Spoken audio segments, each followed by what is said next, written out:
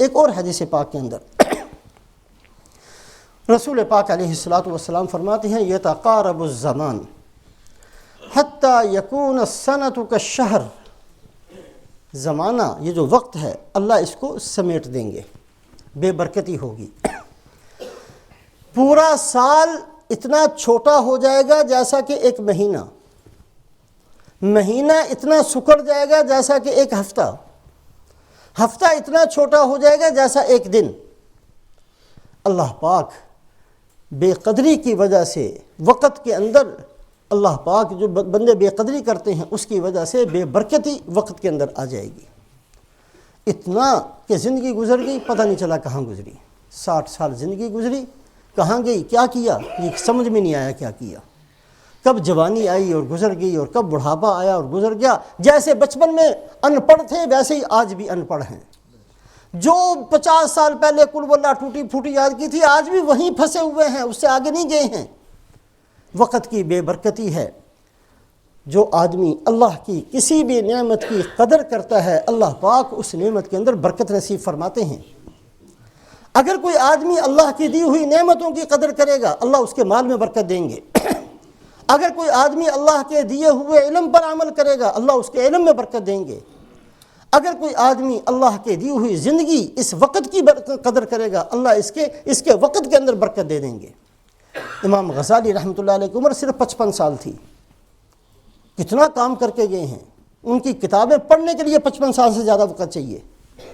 امام شافعی رحمۃ اللہ علیہ کی عمر 55 سال تھی، سلطان اور نور الدین زنگی رحمۃ اللہ علیہ 54 سال کی عمر، چھوٹی چھوٹی عمروں کے اندر ایسے ایسے کارنامے کر کے گئے ہیں، یہ وقت کے اندر برکت تھی۔ امام زین العابدین رحمۃ اللہ علیہ ان کے بارے میں آتا ہے روزانہ 1000 نفل پڑھتے تھے، نفل، فرض الگ، نفل 1000۔ ہمارے جیسا آدمی جو بہت جلدی نماز پڑھتا ہے ہمیں بھی 1 منٹ لگتا ہے ایک رکعت کے اندر، کم سے کم 1 منٹ کا بھی حساب لگایا جائے 16 گھنٹے 40 منٹ بنتے ہیں 1000 رکعتیں پڑھنے میں۔ یہ نہیں تھا، یہ وقت کی برکت تھی۔ جیسے رسول پاک علیہ الصلاۃ والسلام کو اللہ پاک نے معراج میں بلایا، ایک آسمان پھر خلا، دوسرا آسمان پھر خلا، تیسرا آسمان پھر خلا، پھر سدرۃ المنتہا، پھر عرش معلیٰ، پھر اللہ پاک کے دربار میں پہنچنا، پھر واپس آنا، اتنا لمبا اتنا وسیع سفر، مکہ سے مسجد اقصیٰ، مسجد اقصیٰ سے آسمانوں پر، آسمانوں سے جنت پر، اور سارا کچھ دیکھ دکھا کر واپس آئے، ابھی کنڈی ہل رہی تھی۔ یہ سمجھانے کے لیے کہا جاتا ہے کہ اللہ نے وقت کو تھام دیا تھا، روک دیا تھا۔ اسی طریقے سے اللہ وقت کو تھام دیتے ہیں، روک دیتے ہیں، اس کے چلنے کو اللہ روک دیتے ہیں۔ منٹ ہی رہتا ہے لیکن اس منٹ کے اندر وہ ہمارے جیسا منٹ نہیں ہوتا، گھنٹوں کے کام اس منٹ کے اندر ہو جائیں گے۔ لیکن بے برکتی کی وجہ سے آج بے برکتی ایسی ہے، ہم میں سے ہر آدمی اس کا مشاہدہ کرتا ہے، پتہ ہی نہیں چلتا کہ مہینہ کب ختم ہو گیا اور پتہ ہی نہیں چلتا کہ سال کب ختم ہو گیا۔ یتقارب الزمان، اللہ کے نبی صلی اللہ علیہ وسلم نے اس زمانے کے اندر فرمایا تھا جب اس کا تصور نہیں تھا۔ اتنی بے برکتی ہو جائے گی، اتنی بے برکتی کہ زمانہ وقت سمٹ جائے گا، زندگیاں گزر گئیں پتہ نہیں چلا۔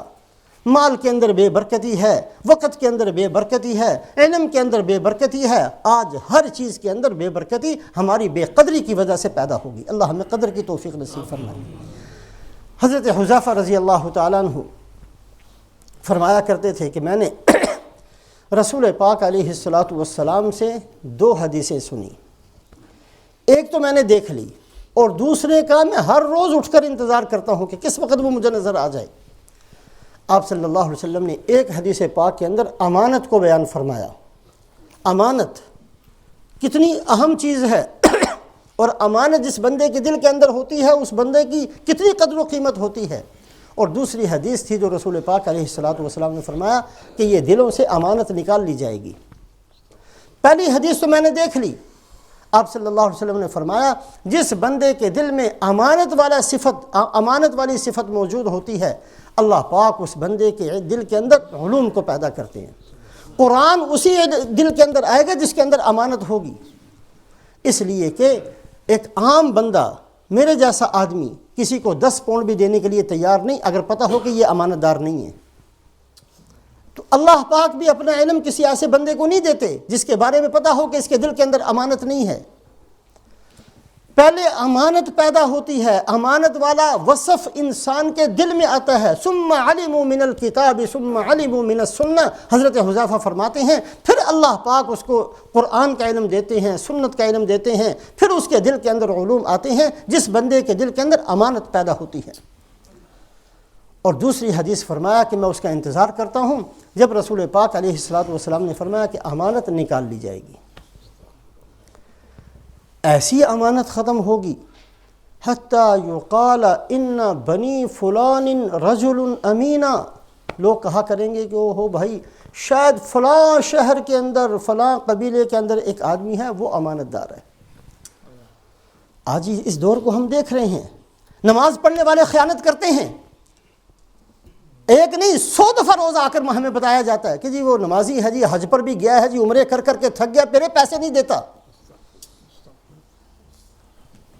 نمازیں پڑھی جا رہی ہیں، قرآن پڑھا جا رہا ہے، تلاوت کی جا رہی ہے، تسبیح ہاتھ کے اندر ہے صبح سے شام تک، لیکن لوگوں کے حقوق کتنے غصب کرتا ہے، یہ حاجہ ہمارے دل سے نکل گیا، اس لیے کہ امانت نہیں ہے۔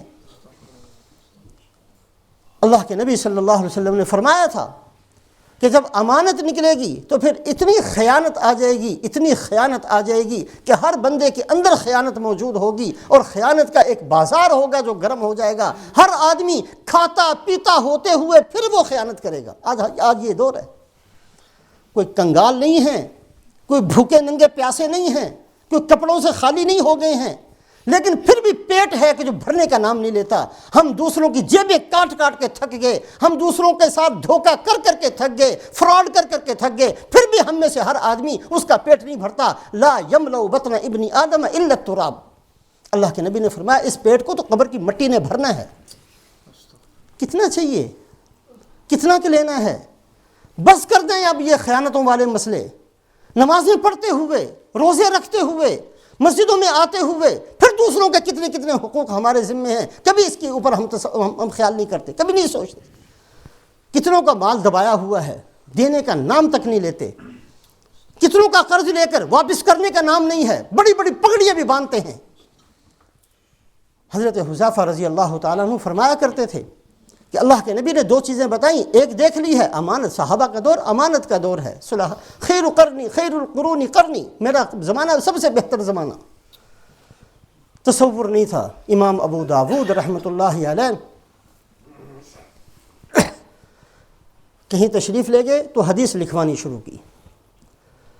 حدیث اس زمانے میں پین، یہ کانے کے پین بنتے تھے، لکڑی کے پین، کوئی چیز ٹھیک کرنی تھی، ساتھ والے سے پین کہا یہ ذرا مجھے دینا، وہ ایک حرف ٹھیک کیا، تقریر کر رہے تھے، حدیث پڑھا رہے تھے، وہ ہاتھ میں رہ گیا، مجمع اٹھ گیا، وہ ہاتھ میں سے دینا یاد نہیں آیا، مجمع اپنے گھر چلا گیا، امام صاحب اپنے گھر چلے گئے۔ گھر جا کر پتہ ہو یہ تو کسی کا قلم تھا، لکڑی کا قلم، کوئی بہت مہنگا قلم نہیں، آج کل بڑے بڑے مہنگے قلم، ایسا نہیں، لکڑی کا بنتا تھا اس زمانے میں، لکڑی چھیل کر اس کا قلم بنا لیا جاتا تھا۔ امام صاحب نے 1 مہینے کا سفر کیا، 1 مہینے کا، 1 مہینہ لگا پورا سفر کر کے واپس آئے ہیں، کوئی اور کام نہیں ہے، 1 مہینے کا سفر کر کے آئے۔ او بھائی اس بندے کو تلاش کرو جس کا قلم میرے ہاتھ میں رہ گیا تھا، اس کو تلاش کیا اور جا کر اس کے گھر جا کر قلم دیا، پھر واپس چلے گئے۔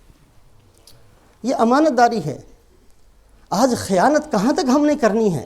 تو رسول پاک علیہ الصلوۃ والسلام نے جو آنے والے احوال بتائے تھے وہ بہترین تعلیمات ہیں آپ صلی اللہ علیہ وسلم کی۔ اللہ توفیق دے اس کے بارے میں غور کریں اور ہر اس بیماری سے اپنے آپ کو بچانے کی کوشش کریں جس کے بارے میں رسول پاک علیہ الصلوۃ والسلام 1400 سال سے پہلے ہمیں ارشاد فرما کر چلے گئے۔ اللہ ہمیں توفیق نصیب فرمائے۔